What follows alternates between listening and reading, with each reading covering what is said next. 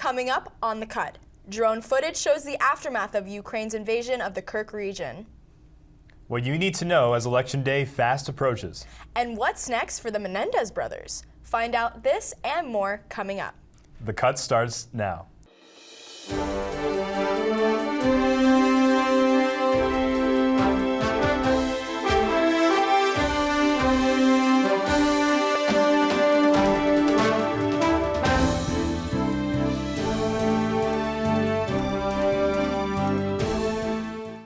Hello and welcome to the Cut Network. I'm Tyler Abrams. And I'm Andy Ruiz. After Ukraine invaded the Kursk region of Russia, a scene of gruesome destruction is shown from a drone shot flying over the village of Koronevo. Destroyed cars on the roadside, some containing corpses. After 2.5 years of war, this scene highlights the toll on Russian civilians. Volunteer Maria Skrob said every car that approached that place was shot at, describing the remains sweltering in the summer heat, making the bodies unidentifiable only by their teeth. Residents in response to the violence from Ukrainian soldiers have said that this previous month there have been no warning from local officials, leaving them helpless in the crossfires of this war. The Ukrainian military is now being accused of breaking the same rules Russian invaders have broken through the war. They issued a statement saying there are no record cases of violations. Ukrainian commanders have entrusted their units to treat civilians humanely, while 250 Kursk residents push for both governments to assist in the travel of refugees for nearly 500 relatives. Intense summer heat caused the city of Phoenix to implement heat relief centers to provide respite from the heat. This year, record-breaking heat over the summer caused visits to the centers to skyrocket. Among the most affected were the city's homeless. According to city officials, 92% of visitors to the heat relief centers over the summer were homeless. And as of October 9th, 35,309 people have visited the respite and cooling centers this year, according to Cronkite News. The trend is that when temperatures rise, people experiencing homelessness have nowhere to go. However, inside the shelters, they are provided with snacks, water, and air conditioning, which gives them relief. There are also hydration centers which provide fresh, drinkable water indoor and outdoor. Families like Kevin Tills and Devin Coleman rely on these facilities to provide shelters for their family, which included their 12-year-old daughter. According to Cronkite News, they learned about a respite center located within a library and made the decision to relocate there temporarily. At a press conference held at the Fire Dispatch and Emergency Operations Center on October 24th, Mayor Kate Gallego called for other communities in the valley to set up their own heat relief centers, saying, "We need other cities to step up. Every community should have access to overnight facilities." According to the mayor, this year, Phoenix was subject to 113 days of temperatures over 100 degrees, nearly 40 days more than in 2023. Despite the increase in record-breaking temperatures, Mayor Gallego and the Phoenix Fire Department are ready to meet growing demands, even in the midst of decreased funding for next summer. She said, quote, "Our demands are increasing. We're being asked to do more, yet given fewer resources as we start planning for next summer.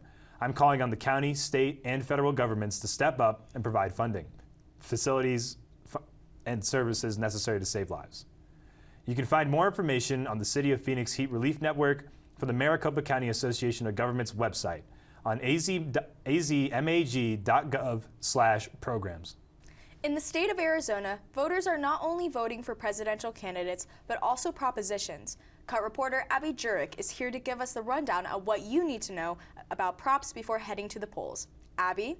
When driving around the Phoenix area and its surrounding suburbs, street corners are filled with signs either supporting or opposing propositions. These props are measures on the ballot that will be voted on in the election this coming Tuesday. Arizona residents will be allowed to either vote yes or no for the props. A couple of examples of relevant propositions on the ballot include Prop 138 and 139. Prop 138 would allow businesses to pay workers 25% below minimum wage if the employer can establish that the employee makes at least $2 over minimum wage for all hours worked. Right now in the state, workers who rely on tips can be paid as much as $3 below the state's minimum wage of $14.35 if records show they make minimum wage when tips are included. Prop 139 would make it a fundamental right to an abortion up until the point of fetal viability between 22 and 24 weeks of pregnancy. The measure would provide abortion access when necessary to protect the life and mental health of the mother. It also prohibits laws against people or doctors helping someone obtain an abortion. This is all according to Arizona's family. These are just 2 of the 13 props that will be featured on this year's ballot in Arizona. Just like when voting for candidates, many people are very much for or against certain props. Visit ballotpedia.org/Arizona and vote 411.org to learn more about the props we didn't discuss. For the Cut Network, I'm Abby Jurek. Thank you for keeping us in the know this election season, Abby. Less than a week to our election, and our presidential candidates close in on rallying in various swing states fighting for votes. Former President Donald Trump visited his hometown of New York at Madison Square Garden, with former First Lady Melania Trump making an unexpected appearance, introducing her husband. He then proceeded to introduce speakers, launching attacks at the Democratic Party, including his opponent, Vice President Kamala Harris, and repeated false claims regarding immigration. In the meantime, Harris campaigned in the critical battleground state of Pennsylvania, making several stops throughout the city that could decide her desired outcome of 270 electoral votes next Tuesday.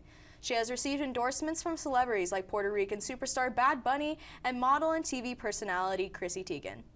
Early voting is now underway as Americans rush to the polls and wait anxiously to discover who will be our 2024 election winner. Acts of violence and criminal charges are growing among the youth.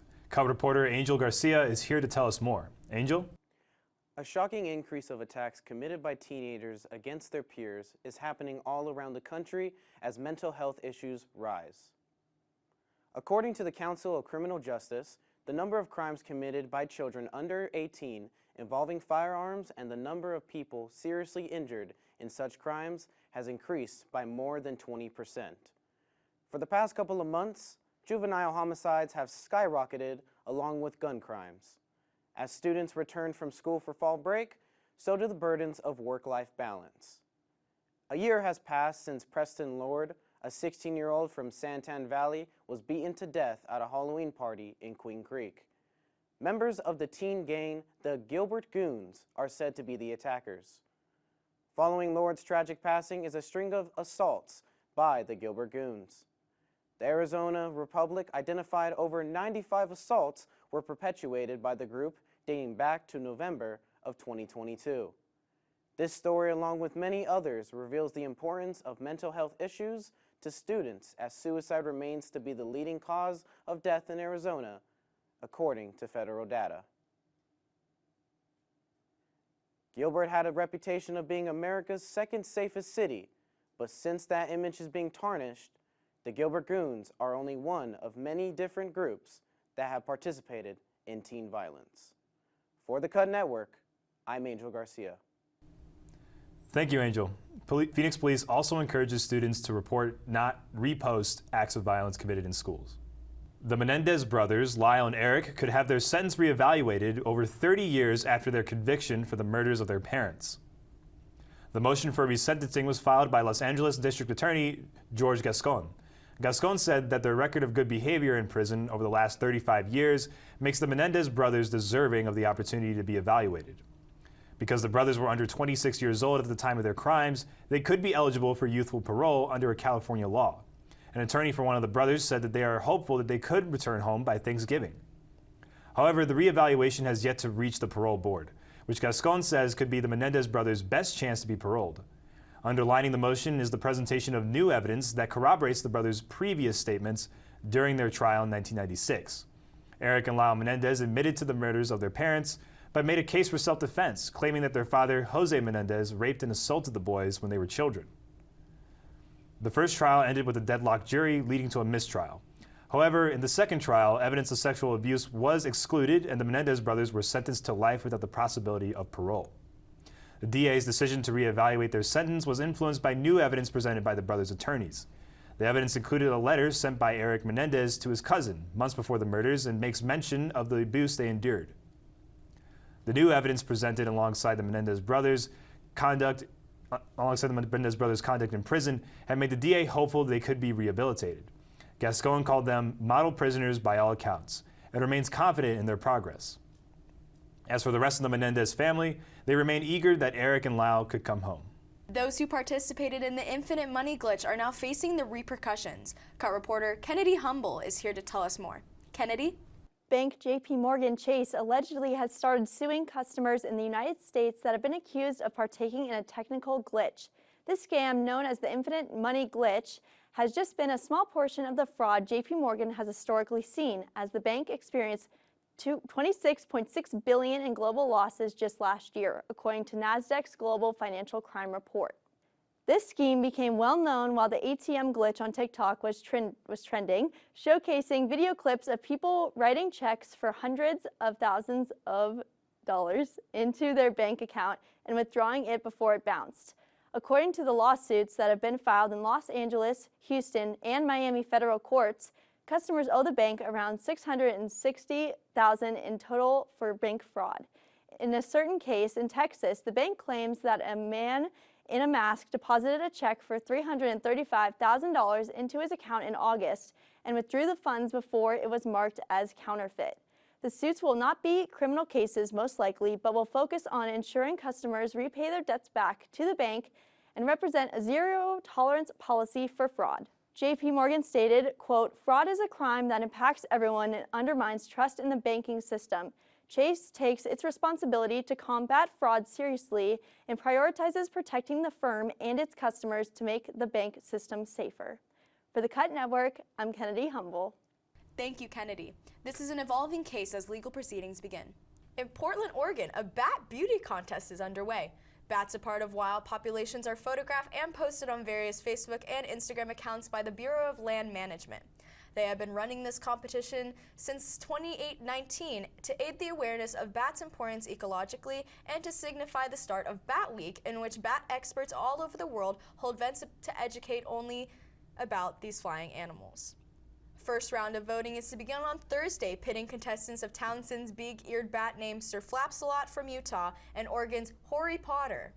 Emma Busk acknowledges how there's a lot of fear and misconceptions around bats, driving her motivation to collect more data on the species and knowing how to better protect them. Busk is rooting for Hoary Potter, hoping Oregon wins the beauty contest as rounds will continue through the week and wrapping up on Halloween. Well, I think that's just absolutely fantastic, Andy. Truly a battle for our contestants. Well, Andy, I think that's a wrap. Truly, Tyler. Thank you so much for watching. Be sure to follow us on Instagram at @thecut_network and on X @thecut_ASU. Have a good night.